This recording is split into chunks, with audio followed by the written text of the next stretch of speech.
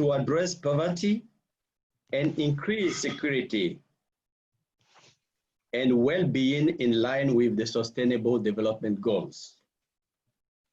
Engage and organized communities are able to identify their priorities. Engage and organized communities are able to assess and use existing resources efficiently and identify creative and contextual solutions. Local solutions and the capacity are especially relevant during time like this, when COVID-19 pandemic has bring travel restriction and make local action especially important. However, there are many practical challenges when governments and organizations that are designed to deliver solutions shift their practices to make room for communities' ownership. This webinar comes in this context, and we can say that the movement for community-led development is needed now, more than ever in the development history.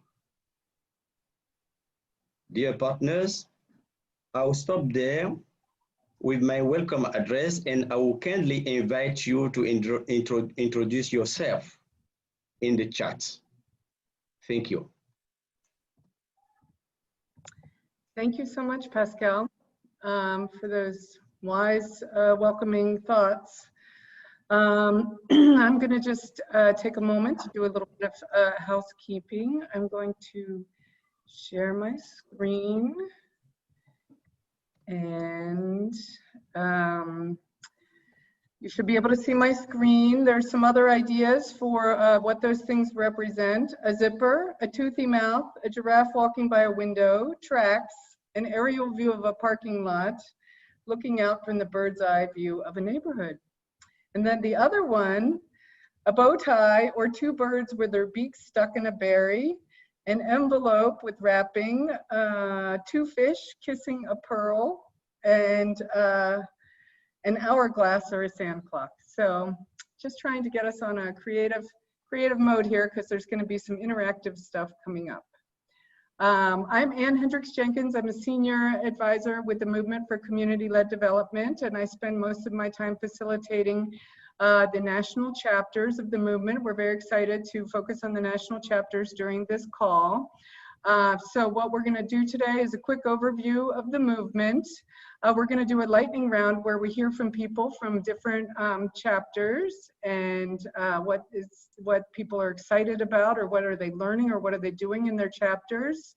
We're going to hear a case study from Benin, who has really taken off with their chapter with regards to COVID leadership. And we're going to have breakout groups, and in the breakout groups, we're going to ask you to help us brainstorm about how chapters can envision and take action on gender, on integrated local action, on preparing for the COVID vaccine, not going backwards after COVID, and addressing inclusivity as in the most comprehensive way possible. And then we'll wrap up.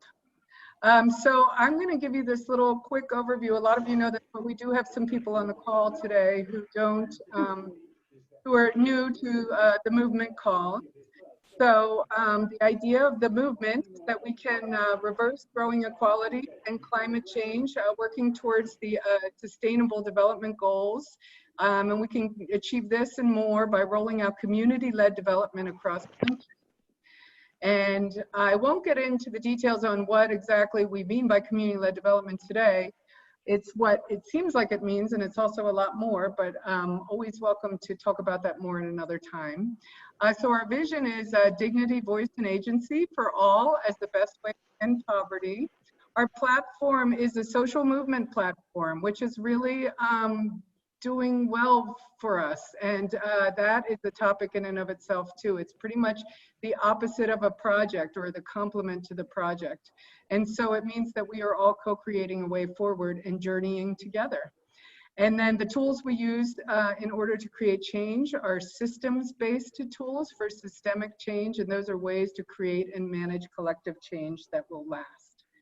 Our national chapters are a diverse group of stakeholders from each country. Local, mid-level, and national civil society organizations have really taken the lead with regards to our drivers. And we also have some individuals who are passionate about locally led development in their country, who are come with their strong voices and great ideas. We have wonderful participation from many international NGOs. We have governments involved at all levels, private sector, academia, creatives, think tanks, thought leaders, influencers, and others. So it's really everyone who cares about community-led development is welcome. Our recipe for movement chapters, which we have been sort of co-creating over the last couple years, is we start with connected connectors. Most of you who are on this call, if you're on this call, you're probably a connected connector, so thank you for your amazing connection skills. We work from a new power model, which is a bottom-up power model, which is characterized as mass participation and peer coordination to create change and shift outcomes, and that involves nonstop co-creation. And we work where we try and get everyone involved in a movement to move up what's called the participation scale. So rather than consumers of information or ideas, you move up and you help co-create and co-own. And that's one of the reasons we're excited about the breakout groups today. We have active chapters in many countries, as you can see, and we have chapters that are forming in other countries or in the process of forming. We are always welcoming anyone who wants to start a chapter in their country. We can start a dialogue and see if it's a great fit for you, and we encourage that. We reach thousands of civil society organizations, or else have them be involved. We have a lot of countries participating. We have listservs. If you're interested, please join our listservs. We have a variety of them. You can join them on the website. And then lots of Facebook interactions, especially through the Mexico chapter, tens of thousands even. So I'm going to stop there and stop sharing my screen. And then let me just say too that as we move forward with this new technology, we may have some bumps along the way, but you know, we're all in this together. And also feel free to put comments or questions in the chat. And now we're going to go right to our movement chapter spokespeople. So let me just a second, Anne. Sure. Were you going to let Kate make her announcement first? Oh, Kate, sorry, that was too small in my my notes here. Yes, and we're going to get a special announcement from Kate. Thank you so much, John, from the COVID working group. So go ahead, Kate, you're on. Hi. Hi, everyone. So my name is Kate Larson. I am with One Bilge Partners based in Sierra Leone, and I am co-chairing a working group made up of several dedicated individuals from the Movement for Community-Led Development from across the globe. And we are working together to collect information and produce documents and advocacy tools outlining how CLD responses can proactively inform our CLD communities that we work with currently in the current pandemic, as well as in potentially for future responses to future crises. So specifically, we devised our objectives to be looking how communities were affected, have been affected by the pandemic, how the communities have been working to address these effects, and how those responses were effective or not effective. And then with the ultimate goal of seeing how CLD, what role CLD played in those responses and how they differed from non-CLD responses. And so we will be doing a series of interviews using these interview objectives to inform our research. But we were hoping, we do realize that lots of organizations are already done some amount of data collection, surveys, or interviews based on this already. So if you have, if your organization has already done data collection, surveys, interviews that are in line with any of those objectives that I previously outlined, please send it to myself or Gujan. Hopefully that's okay, Gujan. I will put my email in the chat, as well as I'll reiterate the interview objectives and our overall purpose again in the chat function. Yeah, thank you very much. Great, thanks, Kate, and thanks for the work of your group and the other research and evaluation work that goes on at the global level. And everyone who's interested in that is welcome to find out more and get involved. Okay, so now we're going to hear from chapter representatives, and so we are going to give each chapter representative 3 minutes to talk about something that they just want to share, that they're excited about, that they're doing within their chapters. So I'm going to be the very strict timekeeper, the 3-minute timekeeper, the bad cop, and Pascal is the good cop because he's so nice, he probably couldn't be a bad cop. So he's going to introduce our different presenters. Thank you, Anne. I would like to give the floor to Mexico. Diana and Montse, if you are on the call, please, you have the floor. Thank you, Pascal. Thank you, everyone. Happy to be here. So from the Mexican chapter, we have this space where we have the opportunity to discuss and act in the time where civil spaces are closing, but we also faced a lot of challenges for building a movement based on CLD principles and to being really active and make where our impact must to be even more relevant than the organizations ourselves.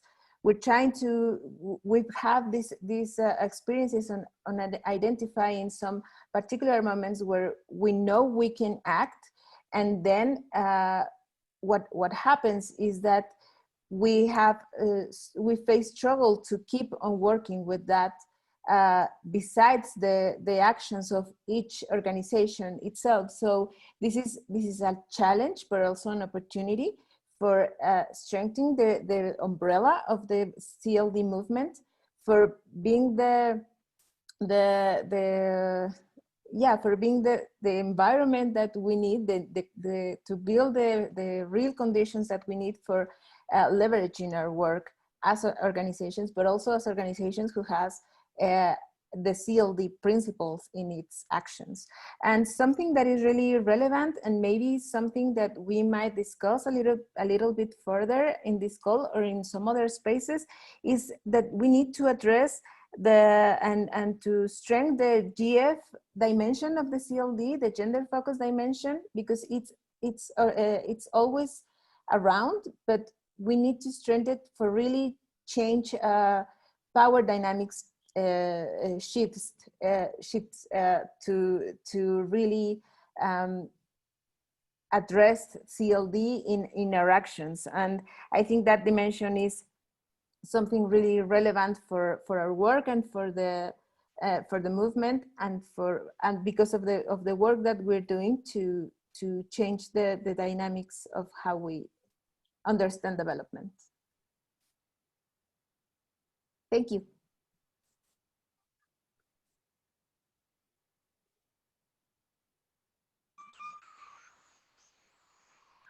Thank you, Dana. I would like now turn the floor to Zambia with Samuel. Hi, Samuel. Please, you have the floor. Yes. Thank you very much. I'm Samuel Mtambo from the Hunger Project Zambia. In Zambia, currently what is happening is the chapter was launched in last year in 2019. And from the time it was launched, it has been growing. And we recently had an orientation for the movement chapters, civil society organization. The main key issue now here is that we are trying to create a platform where we are going to be discussing the COD ideologies on how we can make the communities we are working in, become sustainable and also get engaged in the activities that lead to their own development. So that at the end of it all, we have a community that is self-reliant. Even once the project has come to an end, the community should continue enjoying that which we have, the institutions, the organization have left in the community. So the movement is really creating that platform, and we had the first orientation that took place should be a month ago, and we are aiming to grow and bring more NGOs into the platform, into the chapter, so that we ensure that the communities, we see sustainable development taking place, and also we see that whenever there's the project that we're running in these communities come to an end, the community should be able to continue, on a self-reliance, drive going forward. In short, we are trying to say, let the community drive or lead the processes of development in whichever areas we are working from. And this is the key motivation that is driving the movement for community-led development in Zambia forward. And also we are saying, how do we also find platform to engage the government to see to it that the development that is taking place in each and every part of the corner of the country is sustainable and also is leading to self-reliance. That is the key that we are looking at.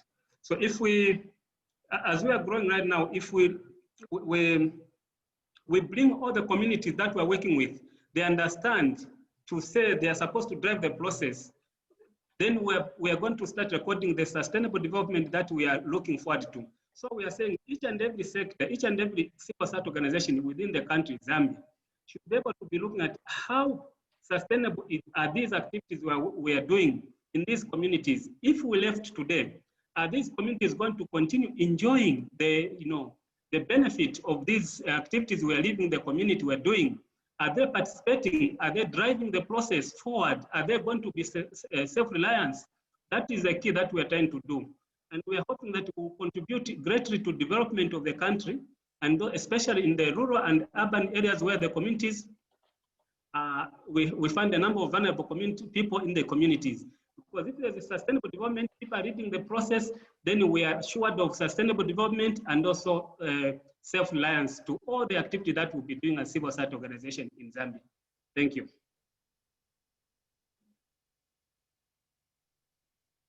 Thank you, Samuel. Thank you for the presentation. Let's now turn to Liberia. Julius and Jude, would you please have the floor?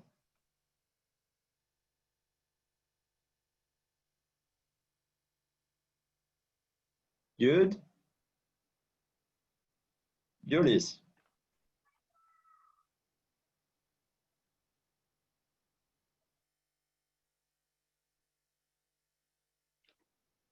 Julius? I think we have a technical issue with our colleagues and partners from Liberia. No, hello, are you hearing me? Okay, great. Yeah. Okay, so like I was saying, Great, thank you. We have the chapter already established in Liberia, and we have sort of done a kind of rough work plan, having identified two issues that we want to focus on. We did a scoping analysis of the situation in Liberia. And by reason of that analysis, we found out that Liberia needs to get fully engaged into agriculture. because of several reasons, both political, economic, and the rest of them. So we feel that Liberia should be heavily involved in Liberia in agriculture. And we want to use the Movement for Community-Led Development platform to shape Liberia back into agriculture, because Liberia has not been paying much attention to agriculture.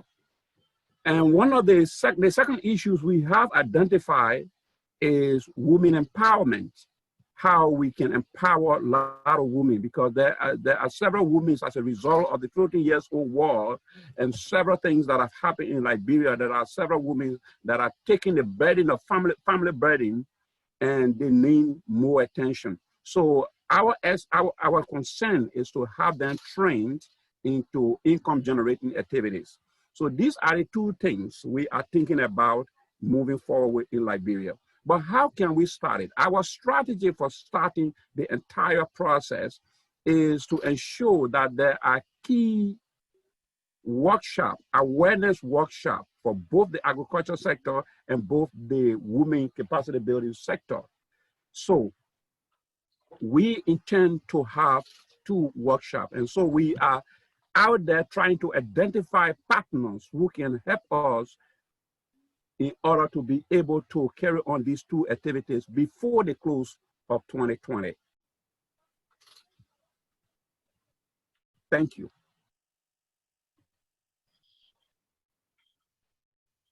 Thank you, Julius, for your presentation. Let's now move to Uganda with Marion. Marion, please, you have the floor.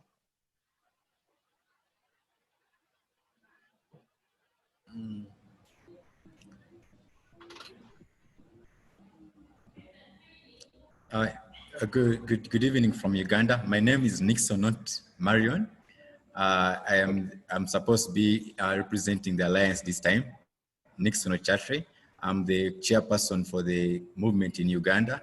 I was elected in January. Unfortunately, I've not been part of these meetings, but it's a pleasure meeting all of you. So basically, just a few updates around what has been happening with the movement in Uganda. I don't know for how long I'll be updating, how long the update will be, but basically we already set up as a movement in Uganda. Currently we have a membership of 49 diverse organizations. So what we did in the country, we tried to do a member profile to identify, we believe that the movement, the aspect of community-led development directly engages different areas of our work: health, education, agriculture, climate change. So what we did as an alliance, as a chapter, we did a profiling of members within the country with like-minded vision, this aspect of engaging the community to add a solution.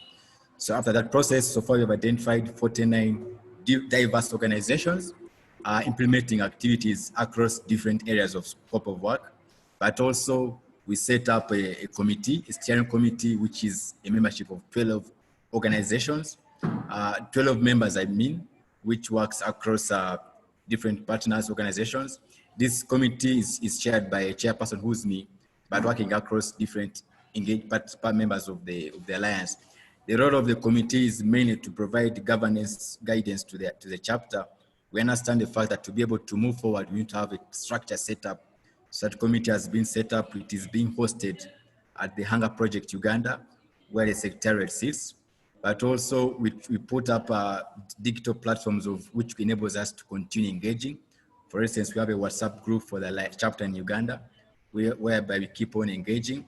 We set up a Facebook page for the chapter, as well as a Twitter page. We believe that we are a result of work which is happening on the ground there by the communities, but is never brought up. So through these platforms, we're using them to ensure that we amplify the amazing work being done on the grassroots. As part of next steps, what we plan to do this year, we shall be having an AGM at the end of the year. The purpose of the AGM is to present to the alliance members the future of what we want the chapter to look like. We are thinking how are we able to structure the chapter so as it's registered, it's a bit more official, to ensure that we can also have opportunities that directly come through the chapter to benefit the members. Maybe one key issue that through our secretariat, the Hunger Project, is a project the chapter will be implementing focused on nutrition in Uganda. So it's a chapter project, but we hope that all the members will benefit at the membership level, but also at the opportunity of being able to integrate community-led initiatives at the grassroots. So basically, that is what has been happening in Uganda, and we hope that this is something that is able to move forward as we progress with the beautiful concept of the movement. Thank you very much.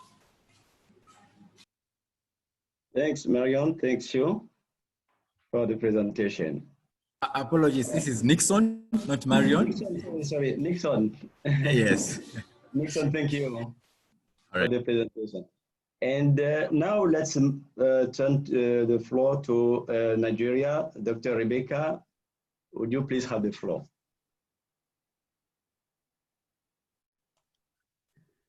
Thank you, Pascal, our leader. Thank you, everybody. Nigeria, we have 30 members who are into community-led development. And we are really key into community-led development, as I said. And then we form ourselves and co-create. And the co-creation group brought a lot of things that they want to do. There are some that are into resilience, how to build up the community, and who our target group. And then the target group are women, children, youth. And then in this co-creation, we are working with a lot of organization. And Nigerian chapter is not yet registered, but all our organization, they have been working in the communities and in the Northeast, North Central, in Lagos South, in East, and they have different activities. And then each organization will bring its own expertise. And the co-creation have already, we are working on hunger, zero hunger. We are working on climate change, and we are working on how to build the community so that they will be resilient. And we have a lot of programs that we are aiming to do. The program of building resilient, trauma healing, reintegration, empowerment of women, skill acquisition for men, for youth and widows, because, you know, in our communities, we have a lot of devastated things that happen, crisis. Some of our people are working in the crisis area. So we have to build their resilient. And then we plan to do agriculture. We have a self-help group. We have to do psychological support, because if people are really hot, you have to come together and then build them. And sexual violent, gender-based violent, you know, some are being gang rape, and we are giving legal support. Just last Monday, we were in court. And so is a community-based development, and then we are planning to hold the community to own this very good project, so that because they are the one who are affected, and then we are just there to develop their capacity and then to be resilient. And so we are into camp development, management. We are into disabled people, helping the disabled people, child, and all this. So Nigerian chapter, we are there, and then we want partners so that we can partner with them, especially in this sustainable development goal, so that we can develop our people, and so that they will be whom God created them to be. So this is what I have for Nigerian chapter. So we want to create long-lasting, positive, and community-led participatory change and reformation, so that they will people will improve the survival and livelihood of all this vulnerable group of people. Thank you. Thanks so much, Dr. Rebecca. Thanks.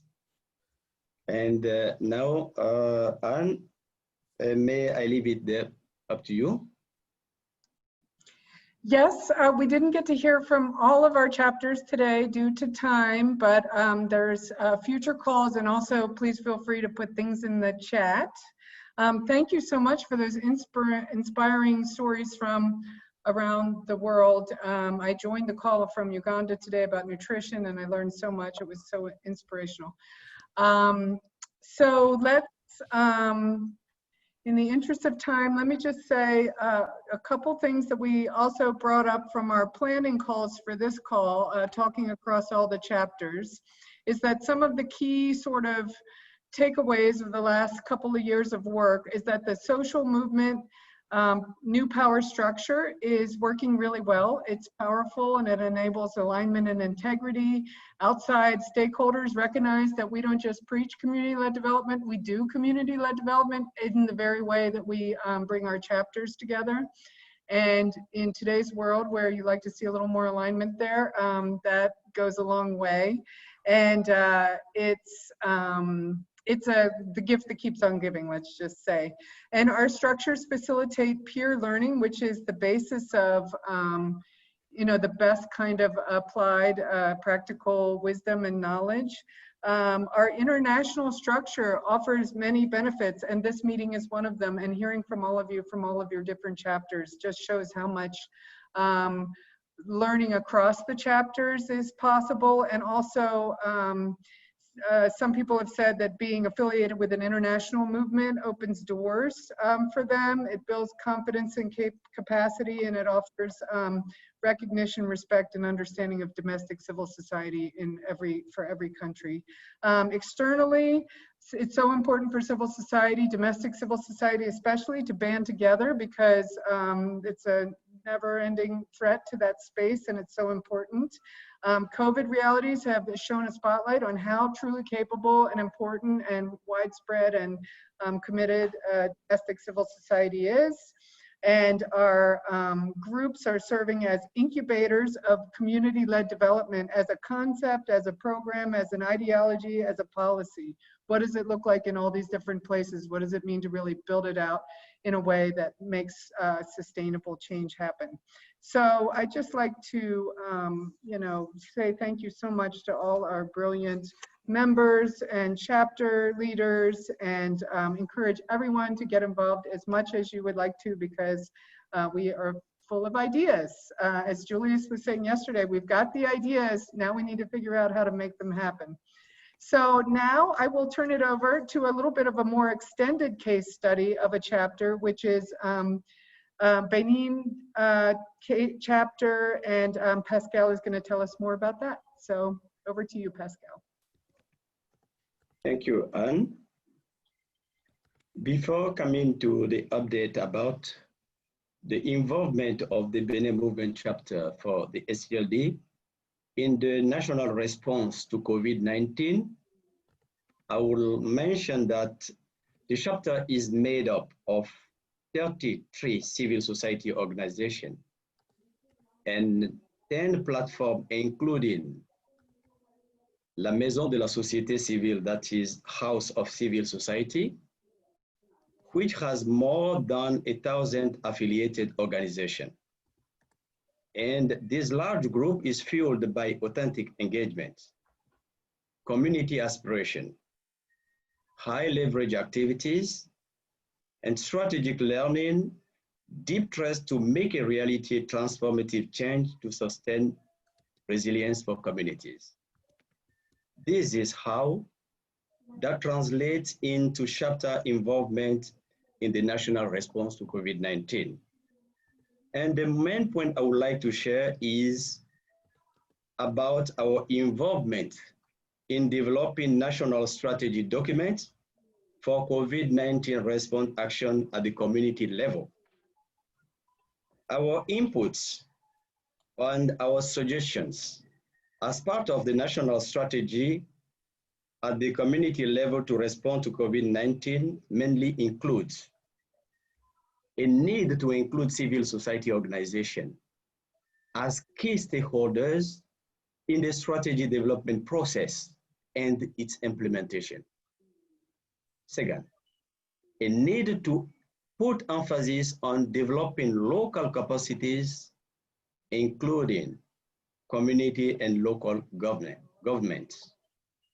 Third, a need to value women and youth as key driving forces in the national response plan and actions. Moreover, we articulate the national response in 3 phases as input and suggestion. Phase 1, focus on preventive measures to stop the spread of COVID-19 pandemic. And we have co-created with the government a poster about this.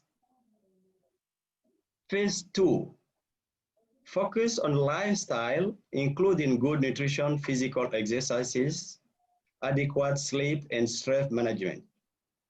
This phase also includes phase 1, and the purpose of phase 2 is to support the immune system of the community members. And phase 3, at this phase, community cope with the pandemic. Phase 3 also involves phase 1 and phase 2, and this corresponds to the moment when all stakeholders return to a new normalcy trend towards sustainable development goals. We also draw attention on the need to value the cooperation between government, civil society, and private sector association to implement on a sustainable basis any development action, including the response to COVID-19. What was the conclusion and how the steering committee reacted to all that input in the document that is now being circulated? The strategy document is currently being circulated, and we notice that the civil society is included in the strategy as key stakeholders to support action at the community level, but not at the strategy development level. And our MCLD chapter was an exception to give input on the strategy development document, along with the World Health Organization, UNICEF, UNFPA, and USAID during a Zoom meeting organized by the Ministry of Health on August 4th this year. The invitation letter is there. This is an example to show to which extent our collective voice in the MCLD chapter could be held and make impact. We have mentioned the need to put emphasis on developing local capacities, including communities and local government, and this has been fully taken into account in the strategy. Third, the focus on the lifestyle as suggested by the Benin chapter for the SCLD has not been included in the national strategy document. Yet, a poster reflecting on this has been approved and is now being circulated. An opportunity for the Benin chapter to collaborate with local governments about responding to COVID-19 comes with the financial resources recently allocated to them, to local government, I mean, by the national government. The Benin CLD chapter is making available the poster developed in total 3 to support the commune of Benin in the action to be implemented. And the Ministry of Decentralization and Local Governance and the National Association of the Commune of Benin are fully aligned for the poster to support the commune endeavor so that community fully take advantage of them. In total, the involvement of the Benin CLD chapter in the national response to COVID-19 can be summarized in the following. 1, input for national response strategy document at the community level, improving and adapting the poster edited by the government earlier and related to the preventive measures. 3, co-creating the lifestyles poster with the pandemic COVID-19 National Steering Committee, and co-creating a poster to draw attention to mask wearing everywhere and anytime, whether we are with colleagues, relatives, or family members. Support to commune in the endeavor to improve the response to COVID-19 at the community level. This is being planned. And joint involvement of key stakeholders needed for sustainability and application to response action against COVID-19. That is to say, we have the case here where civil society work with the government and private sector to stop COVID-19. And one case I will mention related to private sector is we have an university related to many other private university who has been already involved and who is offering to print out 1,000 copy of the poster available to be used at the university level as well as with relatives. I will stop there. And we have a recognition from the Ministry of Health, who has issued a letter of recommendation to support us in our request for partnership with other agencies, mainly any other funding agencies. Thank you. Those posters can be seen. The letter of recommendation can be seen as well. Here, please look at. Yes. We have the first one with yellow at the beginning, pour éviter la progression. That is one poster created by the government, and we have requested as a CLD chapter to update it and to improve some aspect of it. And it is now co-creation from our chapter and the government and the Maison de la Société Civile, who has the most part of our chapter members. The second is putting emphasis on the lifestyle, good nutrition, physical exercises, stress, avoiding stress, and adequate sleep. And the third one you can see is putting emphasis on the need to wear masks everywhere, wherever we are with colleagues, relatives, and so on.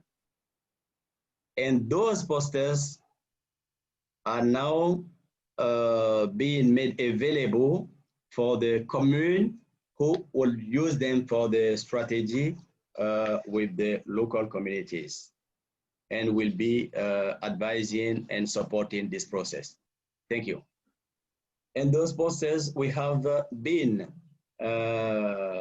we met with the Ministry of Decentralization for another initiative, and we seize that opportunity to present the poster, and the minister recommended that we offer the poster to support the effort of the commune in the action at the community level. And you can see the poster just below is one we have just yesterday. No, the picture we have yesterday with our chapter members.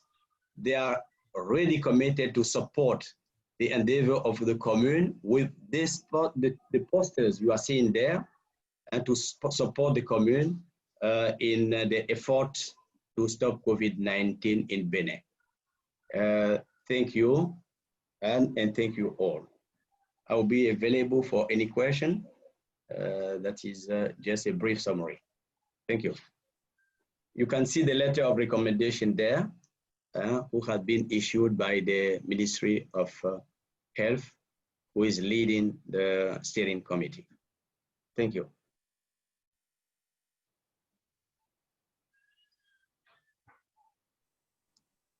Thank you, Pascal. If anyone has a question or a comment, they are welcome to make it. As someone who's been following this as it's been unfolding, a couple things that really stand out to me is, one is that way back when COVID first hit, and 80% of the global discussion was about hand washing, this chapter came up with the idea about immunity and staying strong for the duration. So they knew it was going to take a long time, and that it was important to stay strong. And just today, the presentation during the Uganda nutrition meeting, the inspirational woman said, fighting COVID-19 starts inside the body with a strong and healthy body. And that's the most powerful way to begin to fight COVID-19. So I really just admire the wisdom that emanated in these posters. And then the posters and the recommendation are like proxies for this huge thing that is unfolding with all these partnerships and these developments. And now it's gotten to the point where this is going to go affect across every commune in the country of 12 million people. So the movement for community-led development in Benin is taking action that is helping 12 million people in Benin get the best guidance possible from their own country people as to how to stay strong and stay together during this crisis. So it's really quite an unbelievable story, and thank you so much for sharing it. Does anyone have a question or a comment? I see there's comments in the chat, so thank you for those. And I think we're going to continue to follow how this folds out, because Pascal, I didn't even tell you, there's lots of other aspects to the story involving fast-growing vegetables and other potential partners and all kinds of people that really is super inspirational. Okay, so thank you, everybody. Question, please. Oh, please, go ahead.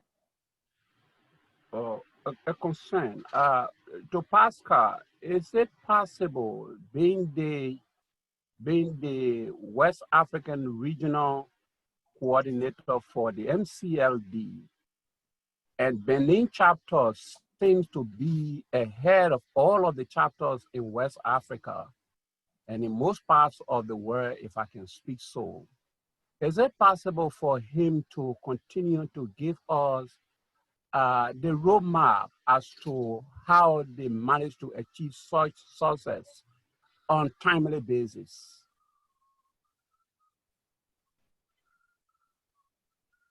Pascal, would my you like consideration. to? Thank you, Julius. Okay, that will be, I will respond very shortly, but we could have time to share more about how we step there.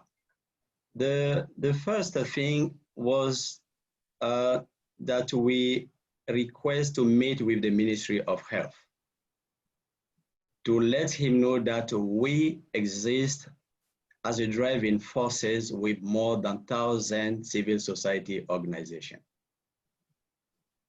And then the Minister of Health was not available himself, but he recommended that we met with the General Secretary of the Minister, Dr. Imoro. And we went there for the meeting. And first, we acknowledge and we appreciate the effort of the government so far.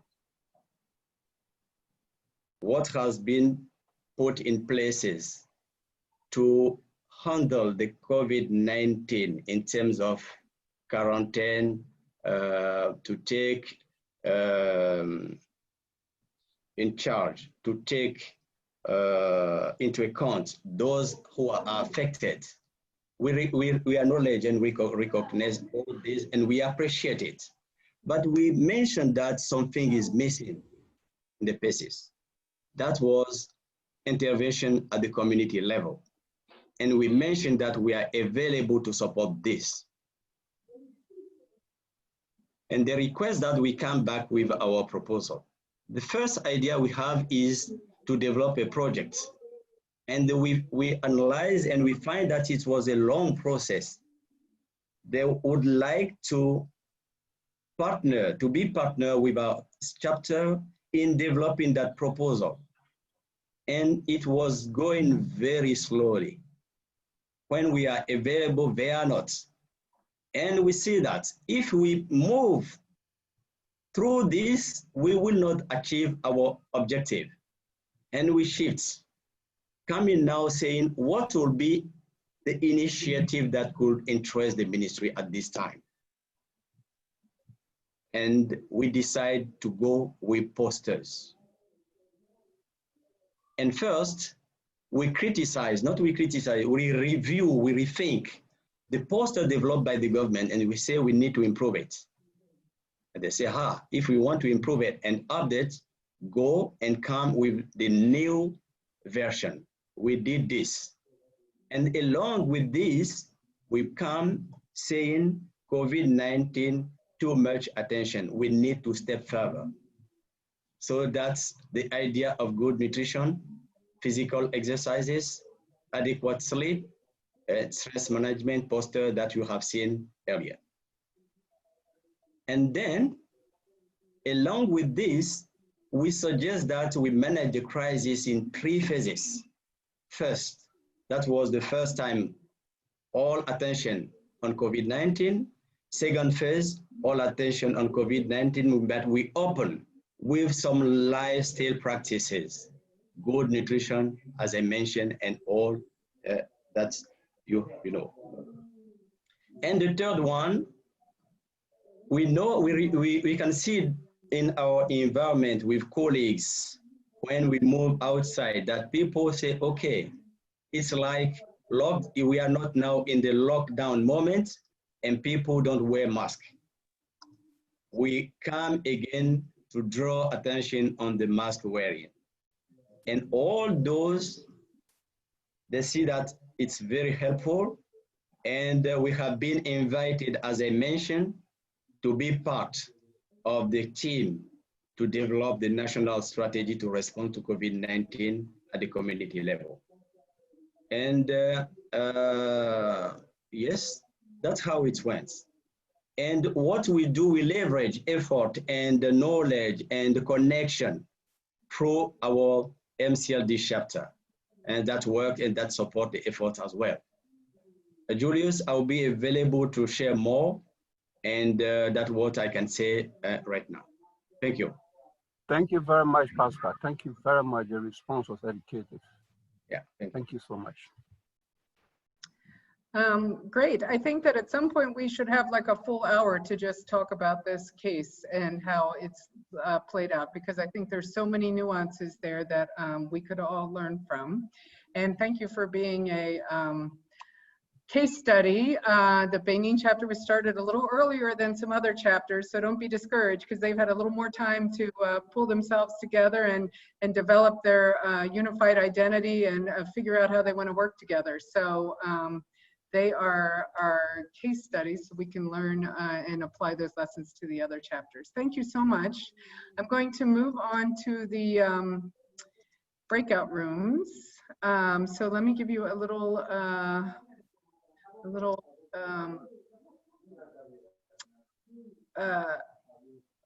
guidance. So we're going to go in 5 breakout rooms and talk about this with regards to the national chapters. Breakout room number 1, we know gender is important, but we struggle to make it real. What meaningful ways could our national movement chapters address gender internally, externally, or both? And by the way, if you want to, you can take a photo of this screen or a screenshot to use when you're in the breakout rooms, but we're hoping there's going to be someone in all the breakout rooms that has these questions. The second one, the World Health Organization says the key to getting through the pandemic is integrated local action. How might our national movement chapters foster integrated local action to address COVID? Number 3, there are already concerns about the COVID vaccine and how it will be distributed when it comes out. What are the best and worst case scenarios, and what can or should the national movement chapters do to prepare for this? Number 4, with foreign staff evacuated and international programs disrupted, domestic civil society continues to do their work, adjusting for COVID, and are now getting more recognition. There are also more starved for resources than ever. How can national movement chapters leverage this time to create a new future for domestic civil society and community-led development in every country? And then the last question is inclusivity is a moral imperative of community-led development, but some inclusivity is easier than others. Who is most likely to get left out, and how can national movement chapters ensure that inclusivity is truly inclusive? So I'm going to stop there, and we are going to go to the breakout rooms. You will have an option to push a button, and you will automatically be assigned to a breakout room. In that room, you can introduce yourselves, you can make sure that somebody is taking notes, and you'll have 20 minutes to have a quick conversation, or about 16 minutes to have a conversation to address your question. So let me go ahead and open all rooms. For some reason it's not going. Gunjan, I wonder if you have any, I don't see, John, do you see the breakout rooms option on your thing? No. Look at the extras options that you have. So well, I'm in the breakout room thing and it says add a room, but it doesn't say open all rooms. Oh, well, there should be a launch rooms button. Okay, I'm just gonna go ahead and assign a bunch of people. I think I have to assign people. So you're getting randomly assigned. Start thinking about your questions. And you're going to be in a room with people whose names start with the same letter of the alphabet as you. So this will just take a moment. And almost done. Okay, here we go. Open all rooms. So there you go. You should be seeing the option to join the room. Are you seeing that? Yep, I Okay, see good. it. So Good.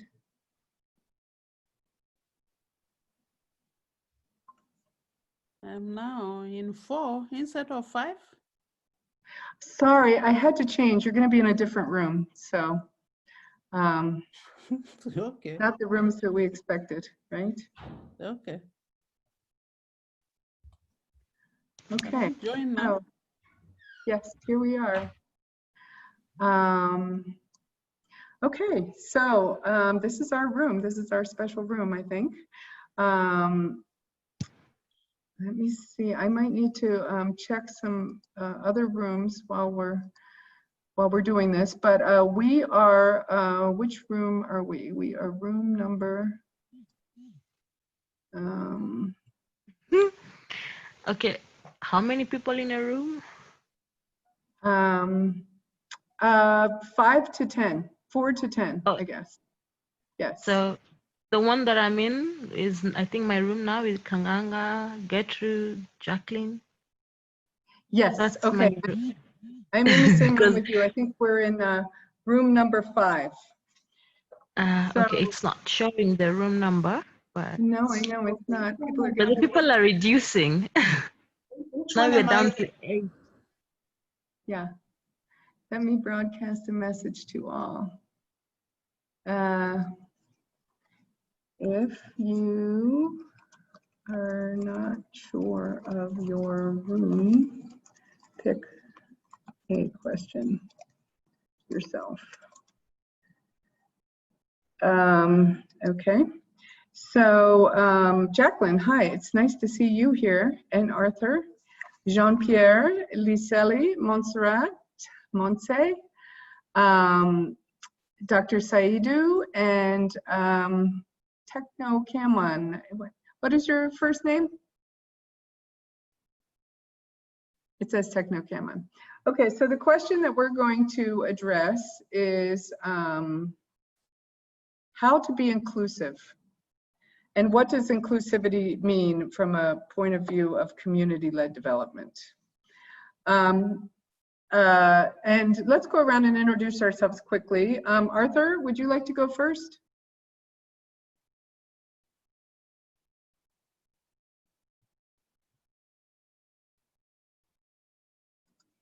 Well, maybe the people are getting assigned to the rooms, assigned to 5.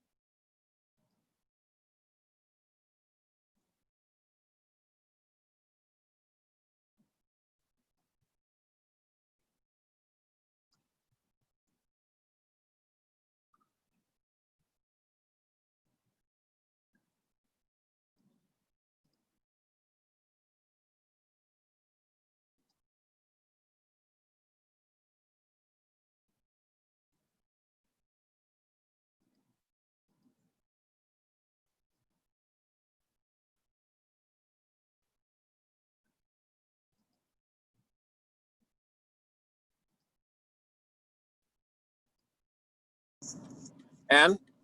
Yes, can you hear me? Hi, sorry. Yes, you had put me into a group, but then I, by mistake, logged out. Are you able to put me back into a group with the Which last one were name? you in? Yeah. Whichever one that you had with N. I think you were in, okay, yeah. Let me see if I can. I'm mastering this. Okay, move to Yeah, no worries. 1. Okay, see if that works. Okay. Just waiting for the notification. Huh, hasn't come through because normally it says that you just click on it and join the room. I'm not sure why, because I can see you. Yeah. Move to break room 1. Okay. No, hold on a second. Let me see here. Join breakout room. All right, here we go. All right, I'm going. Bye. Okay, bye.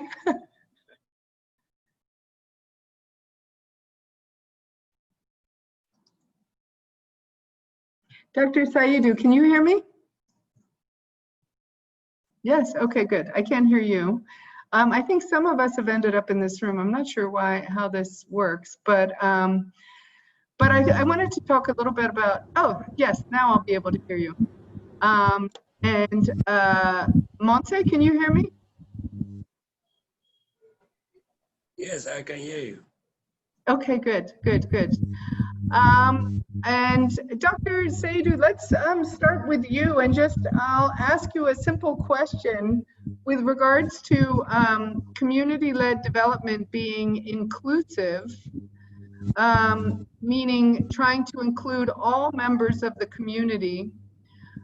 What are your thoughts about how to make sure that everybody is included or that nobody gets left out? Right. In every beginning of beginning, there's you'll face some difficulties in the beginning, but when the movement is ahead, you find some, correction and lapses to correct it. But with the group, some will come with some idea that we did not think about it because we have, various problems. Since we are not living in the same country, the same society, the same area. So our grouping is advantage in grouping in the first movement so that we can type idea and develop on it. Right. Nice. That's my Yes, thank you so much. Very interesting. Techno Camon, can you hear me? Can you hear? Maybe not. Montse, what about you? Can you hear? I think some of the people haven't pushed their join button. James Castle, can you hear? Hi, yes, I can. Oh, hi, James. How are you? Nice to meet you. Doing very well. Yeah, pleasure to meet you as well. Great. Would you like to introduce yourself? Yeah, sure thing. So I'm James Castle. I'm standing in today for Kate Scuria. I work with A Glimmer of Hope. We do work in rural Ethiopia, and a part of our model is, of course, really involving the community in our interventions. So our work kind of has the community-led aspect baked right in, and our theory of change in particular touches in specifically on two of the points that you talked about, which is women empowerment and just that whole idea of really having resilience and sustainability led by the community, having true ownership and understanding and a expressed need for the interventions that we are performing on the ground. Wow, that's great. Yes, I'm familiar with your organization. We really value your participation in the movement. So with regards to how you work with communities, I don't know how well you know your organization's programming sort of on a nuts and bolts level. How do you try and ensure that nobody is being left out? That's a really good question. And I think the way that we do that, and I'll try to speak to it to the best of my ability. Of course, Kate is the one that really holds all the institutional knowledge when it comes to our programmatic activities. But, I would say when we are going about designing a program area, I think we're really intentional at the beginning about really assessing what areas within our program, in the regions that we work, what program areas are in the greatest need and what are the communities that are the most underserved where we can have the greatest impact with the particular modalities that we implement. So we really, I think, take an intentional approach to trying to really understand by way of surveys and assessments of really what is the lay of the land, what is the status quo, and where are the gaps, and are we equipped to really drive change by working with those communities? And are the communities in turn willing to, really be a part of that, take ownership, and able to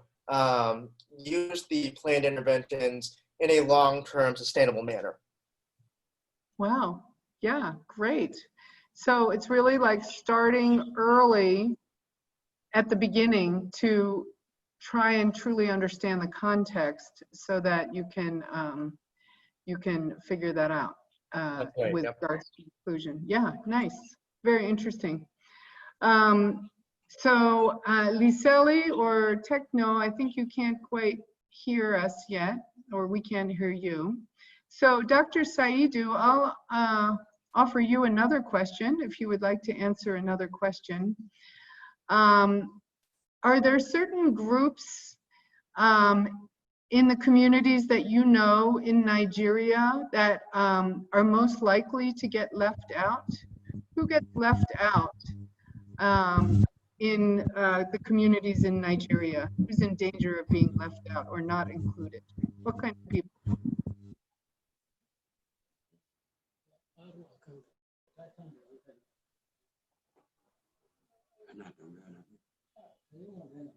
Hello. Yes. Again. Okay, in Nigeria, when you're working with the communities, who are the people who get the most left out? Who are the people that are not included? And why are they not included? You know, really in the rural area, there's some are left out because the awareness is not enough to reach them enough.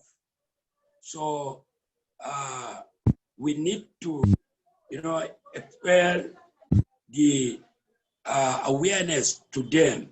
So we feel that those people that they are not aware of the program and little or no, they have belief on this really happening about COVID-19 and so on, except if the awareness has reached them so that they may not left out. No matter you want to cope them in, if they are not aware of the rural, they will be left out definitely, the rural area. Mm-hmm. And so, so what I'm hearing you say is that the rural area, the people are left out for obvious reasons because they're harder to reach. And one of the things that happens is they don't get the information they need. The information does not reach them. And as we have learned during COVID, information is more important than ever. Information about what is happening and how to protect yourself. And also information that is trustworthy and is not going to make people scared or use disinformation or misinformation. So yes, thank you so much for that, Dr. Saidou. So geography and rural people are often among the most left out. And so we really need to figure out how to keep them in. I wonder, James, if there's any other thoughts you have. We're gonna close the rooms in a minute and go back to the group.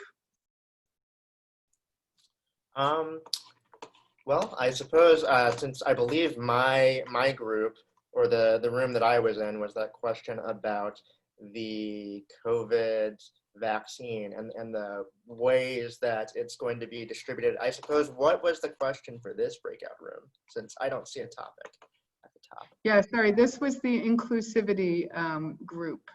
So this is because we need to make sure that nobody is left out. One of the main things about community-led development is to give voice to every single person. And in every community, there are groups that are not welcome, or they're forgotten, or they're left out in some way or another.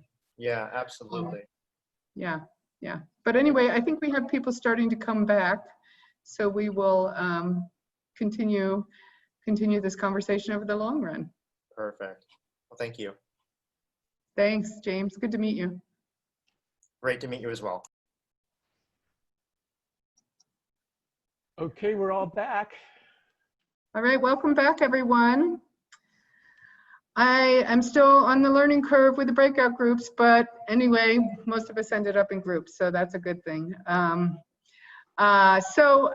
in the few minutes that we have left, I wondered if There are people who are ready to report back on behalf of their group. If you can speak up and tell us what you talked about, we'd like to hear about the different groups.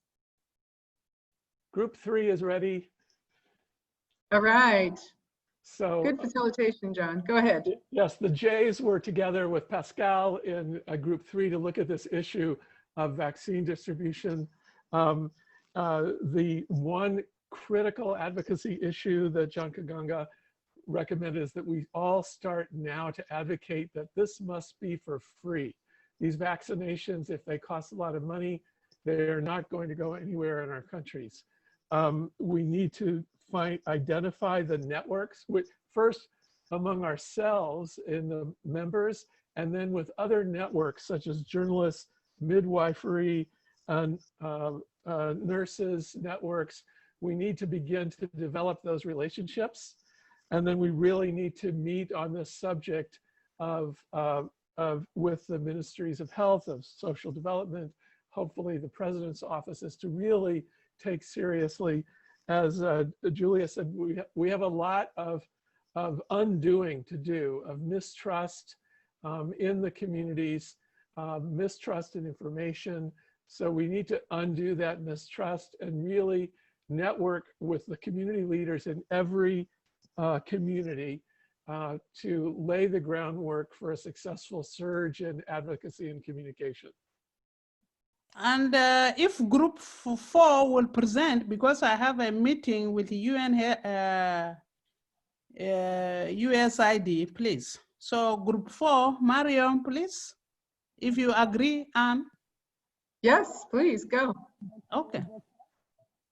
In our Group 4, we're looking at how do we leverage engaging the domestic civil society. Oh, sorry, we're not able to hear you. Please get really close to your microphone. Your voice is not coming through. Are you able to hear me now? Barely. Could you type it, Miriam, perhaps in the chat? Okay, I'll do that. Okay, Marion, okay, all right. Okay. Sorry, we really just can't hear you. Okay, this will be extra efficient because one person will be Basically, typing. what we discuss is, she will type it, but in summary, we have the idea of like fundraising, so that either through the chapter or through somewhere, so that we can organize funds locally to help people. Since we don't have all this, because our group is Group 4 with foreign staff excavated and international program disrupted, how can we do?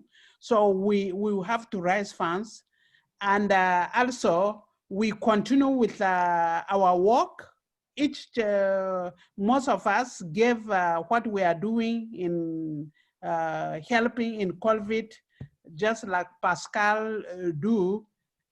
We did mass advocacy, providing nutrition, and all this. So we should continue even without all this. And we do contact tracing. So this is basically what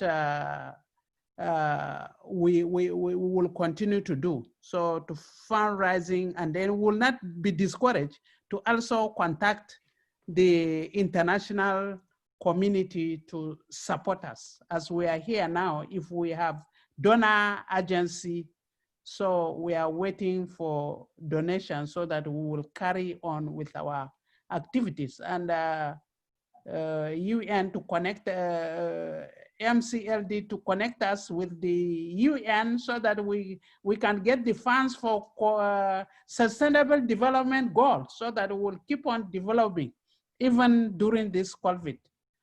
Thank you. And I have to go now to meet. I have scheduled a meeting, but I enjoy you all. And tomorrow is my 60th birthday, so I thank God for Happy birthday, Rebecca. Happy birthday. Nice. Oh my gosh, I hope you have a good one. Thank you. Oh. So, Okay. bye-bye. We'll let you go. Have a good meeting. Bye-bye. Thank you so much. Yes, bye. Thank you. Okay, what haven't we heard from? Hello, Annie. Yes, Samuel, go ahead. Thank you. Our group, we were looking at inclusiveness and which type of groups are likely to be left out. So first and foremost, we looked at the people living with a disability. They are likely to be left out because of various reasons. And one of the reasons is that, you know, sometimes it's very difficult to design messages to such people like the visual impaired people, the deaf people.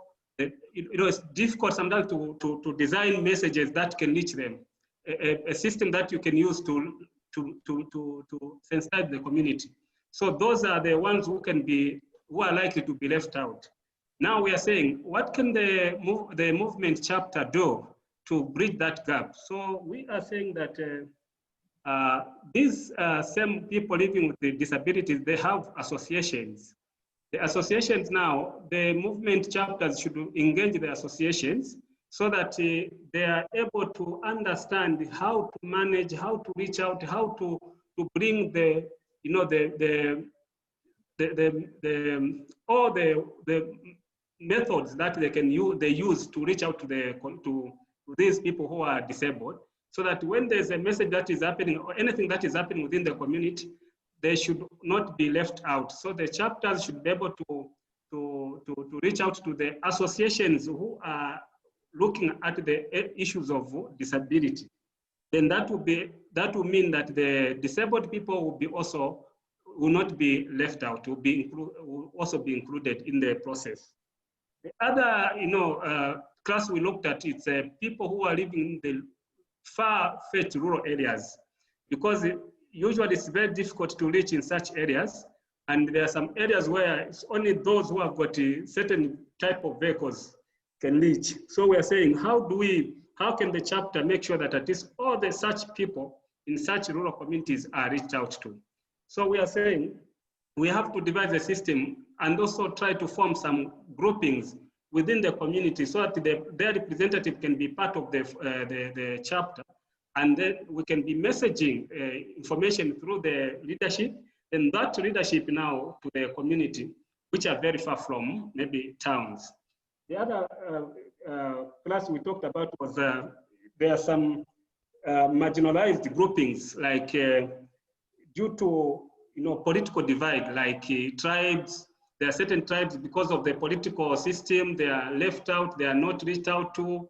So we are saying the chapter should be able to assess, to analyze the country. Sorry? Yes. Yeah, that's okay, just finish off so we have time for the others. Okay, to assess, analyze the situation and see which marginalized group is found in a particular country and how best can the chapter reach out to. So they identify and be able to find ways of connecting to them. Thank you. Thank you so much. You guys really covered a lot in your time. Is there any other group that hasn't reported out yet that would like to report out? Yes. I'll let them go first. Okay, go ahead, Dr. Juliana. Okay, thank you very much. This is group 2. I don't know whether my colleague can project the board that we wrote on, because I couldn't take a picture when we finished. We timed out before I could. So our question was, the World Health Organization says that the key to getting through the pandemic is integrated local action. How might our national movement chapter foster integrated local action to address this? So I looked at the Kenyan chapter, where they integrated the Ministry of Health, a lot of the banking sector, all the stakeholders were involved, whether it was in the hospitality, the tourism industry, the trade. Everybody came together, corporates came together, and they contributed in cash or in kind. So what we did in Kenya was that the effort was focused on fundraising. So we even had the different parastatals fundraising in order to fight the pandemic. So in this integration, how does the chapter come in? Number one, we said that it would be a cross-learning between chapters. So we look at what each chapter is doing in their country-specific dynamics, and we borrow from that. So we found that very important because everybody has a different way of doing things. And so if you borrow a leaf from here and there, you're able to look at how best to run your own chapter in your country. And then which will then be integrated in the bigger picture, which is now the global chapter. And then from there, that's how the chapter is able to contribute, because once you pick ideas from each country and you put them together, then you're able to have a concrete and solid solution for this integration. And the second one is to create awareness campaigns with the movement. You know, each chapter does campaigns in their respective country so that you voice out, you speak out, you mobilize, and you're able to get your voice heard. The third one was to play the coordination role, which is needed. I mean, to ensure that everybody is reached, which I looked at it as an integrated communication channel. That means it streams from the global chapter, it comes to the national chapter, each chapter, and then in the national chapter, you trigger it until the community, it reaches the community. That's very vital because information is not needed just at the top, it's also needed at the bottom of the pyramid. And then the fourth aspect and point that we brought forth is we learn from the diversity of what we share within the movement and from the experts we have on board, because you've got a very rich board expert that is with us. And the fifth one was what we looked at is, which was already been mentioned, I think, by the second group, is resource mobilization, whether it is in cash or in kind. You mobilize, whether we do it as a movement or we do it respectively, then we are able to end up helping each other. And the last point would be then how to coordinate and all, so that it's just not paper, it's action. So each person takes action in their own country to realize this integration. Thank you. Wow, great. What a fast and thorough debrief. Awesome. Thank you so much, that group, and for the notes. Okay, Izzy, are you the last group? Yeah, me and Diana were actually it was just us two. I think we had the same question as the previous group, so something might have gotten mixed up in the breakout room. But we talked about a lot of the same things, but I'll just quickly debrief what we were discussing. So we were talking about the Mexico chapter, and a lot of what Diana was saying was ensuring that at the local level, COVID response is reached through regional languages. So ensuring that communities that don't speak Spanish are being told the right information and their own language. Just getting that information out there, and also organizing locally when the government response may not be the best option for that local community, and talking with community partners and different organizations to ensure that the local response is what's best for them, even if that may not be what the local government or the federal government recommends. And then we discussed a lot of the same things, but I know we're pressed for time. So those are just the general overviews. Great, thank you so much, Izzy. And if you don't mind typing those up, you can email them to me for the notes. And also everybody who presented, although that one group already took notes, please feel free to email me if there's any additional notes you would like to add. And we are right at time, so let's go ahead and say goodbye. Pascal, would you want to sign us off?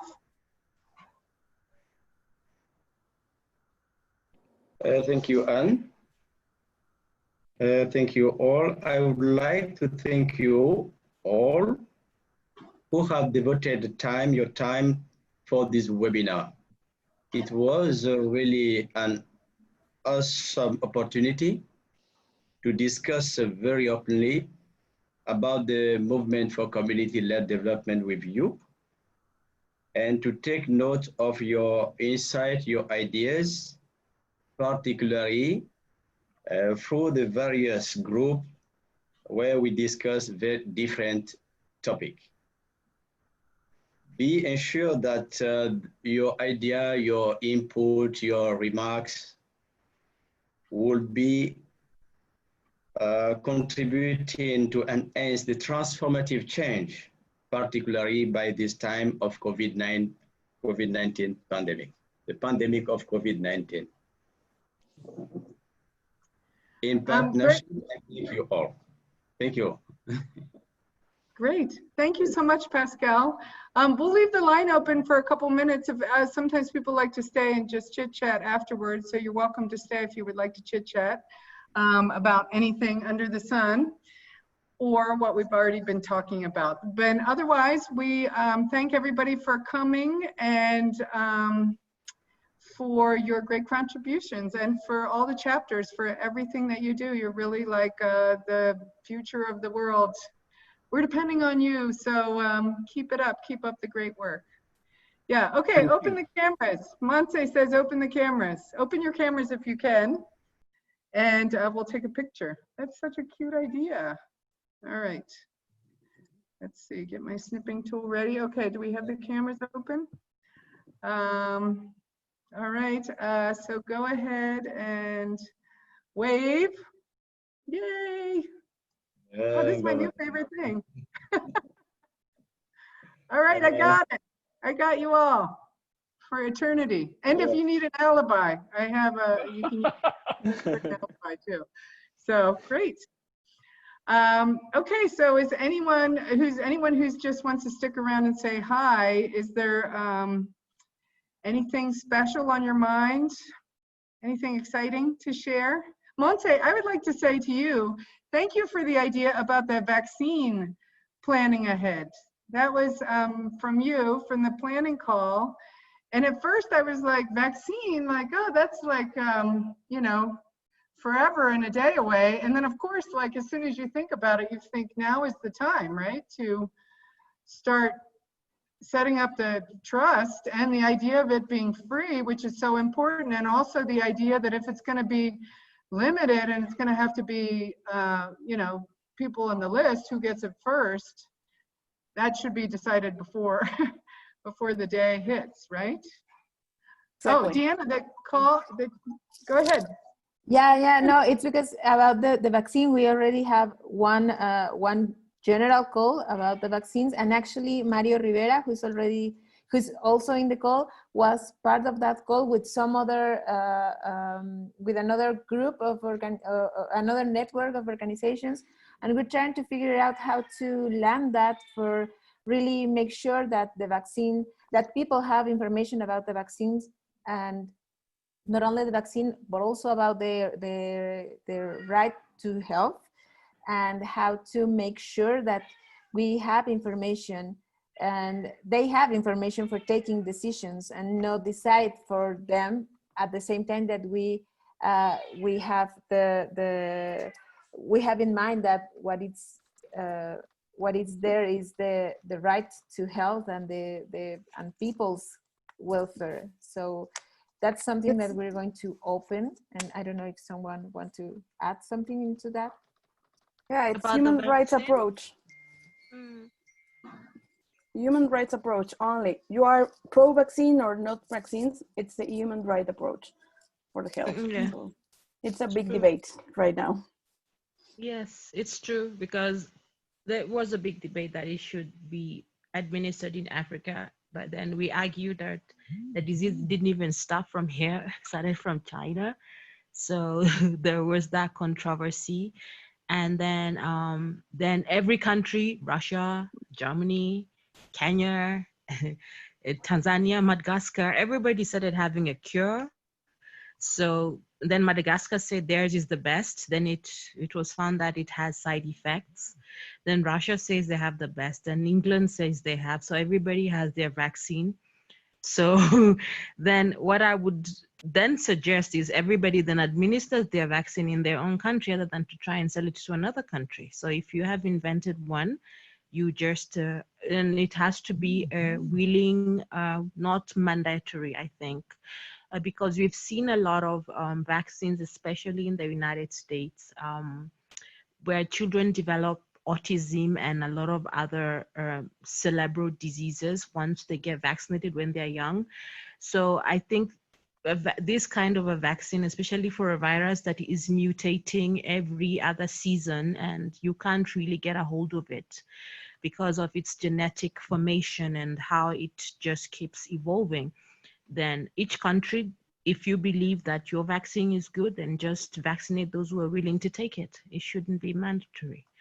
And then again, now we need to look at it on a global perspective, because then some countries will start to say that if you are not vaccinated, you cannot go and come into our countries, and that becomes an impediment. But I haven't seen that yet. But that then will kill global tourism completely. So I think the question of the vaccine is who wants it, because I saw quite an interesting comment somewhere saying that we can only— Can I stop you for 1 second though? Yeah, to the poor. Yeah, but I don't think that's right. I think everybody should be willing to either take it or not take it. Yes, and it is obviously a super complicated issue, and there's a lot of different perspectives on there. I have done extensive reading through my professional work, and the connection between vaccines and autism has been thoroughly disproved. And so I think it's important to work from what the data says about that, because that is a very controversial thing. But it's also a perfect example that I've read like books on it, and all the research, the original research that said that it happened, was done by a not a trustworthy person who faked the data, and it wasn't even very good data anyway. And that is all he has recounted that. And then there's been studies all over Europe, et cetera, where they've looked at autism rates before and after people get vaccinated, et cetera. And the current, World Health Organization scientific literature does not endorse the link between vaccines and autism. I know that different people have different beliefs, but in this crazy time, I think that it's good to stick with what World Health Organization says, at least in these international calls. Sorry for that, but it's really a hot topic in the United States. So does anyone else want to say anything about, so that also goes to show why vaccine conversations are so complex, because as soon as you start talking about vaccines, there's the issue of who should get them, what the science says, what people believe or don't believe with regards to the efficacy of them. And the President of the United States has done a terrible job of building anybody's confidence in whether or not you can trust vaccines or what information is correct. So I would like to say, as an American, I apologize for that. What does Dr. Fauci have to say about it? Dr. Fauci, I know he says there's no link between autism and vaccines. So yes, he is somebody to turn to, but poor he is really also suppressed from, I think, saying what he would say. So this is a perfect example of why we all need to be ready to manage conversations that involve information from different sources about these critical issues, and how this vaccine thing can just blow up because it's not even available yet and it's already blown up, right? It's already a big debate. Yes. Yes, Well, yes. I'm very interested. We've been trying for some time to make sure that we get someone from WHO actually on our calls. And so I'm hoping to get that organized soon, because they recognize the importance of community mobilization. And however, I think they've been so crazy busy, they've not been paying sufficient attention to our movement. So from the global side, I really do think it's important for us to have a direct link with WHO. Some of you have good links with WHO in your countries. Please let me know that. But I do think, particularly as we head into, as Anne said, there have been leaders who have really tried to undermine international cooperation, undermine WHO. And if we're going to all get through this together, we need a good WHO for us to work with. So I'll continue to push on my end. Any of you who have good WHO contacts, please help us with this, because we need a good, strong, and WHO that both listens and can present clear, simple messaging for all of us to use that has real authority and evidence behind it. Also, to that point, John, I was in a meeting once recently with David Nabarro, who also made the same point that Pat is making, is that between the politicians and the commercial interests who are also spreading misinformation about the possibility of vaccines or which vaccines are good, there's a lot of very high level bad information out there that is so hard to trust. So I do think that WHO, at least the people they have, you know, David Nabarro and others, I trust them because, you know, we all decide who we can trust, and I've decided I can trust them. And I think it's important that we all do work together to figure out who we decide we can trust or not trust. I mean, Juliana mentioned earlier, there's been a lot of claims that there's already vaccines out there that work, and probably none of them are true, or if they are true, they don't have enough information yet to make the claim credibly. Vaccines, my God. All right, what other comments do people have or hot topics? Well, I do think we should also wrap it up soon.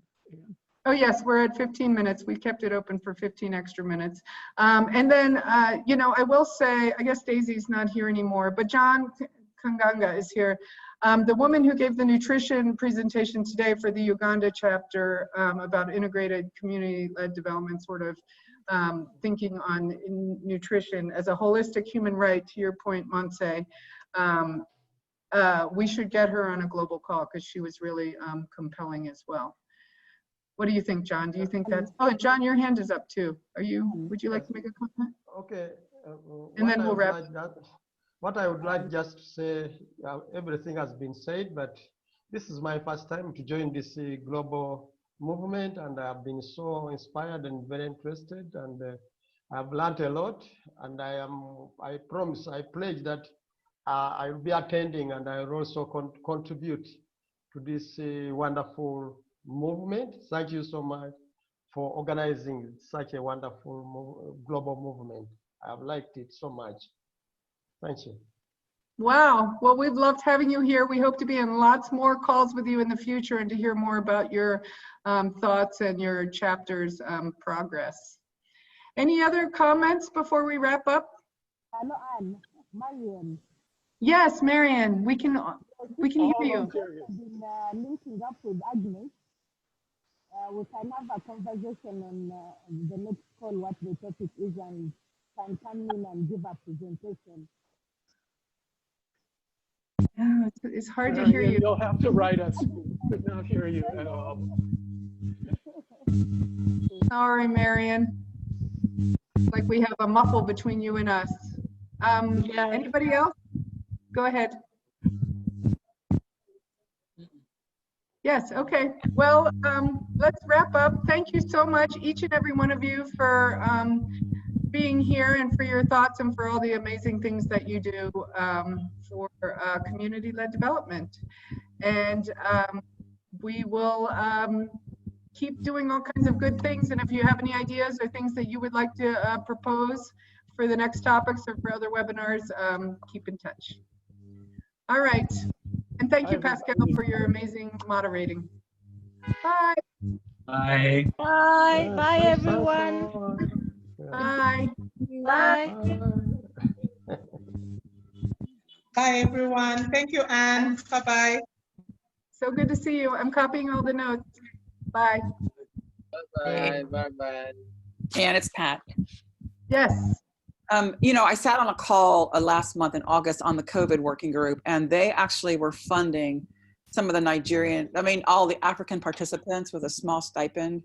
And I don't know if that's even possible for the movement to consider, but I thought that was really powerful in sort of allowing people in those countries to have a voice, because data for your phone is very expensive and people are having to choose between buy food and buy data. Yes, yes, yes, yes. Thank you so much. I have made a note of that, and I think it's really important because talk about inclusion, right? Right.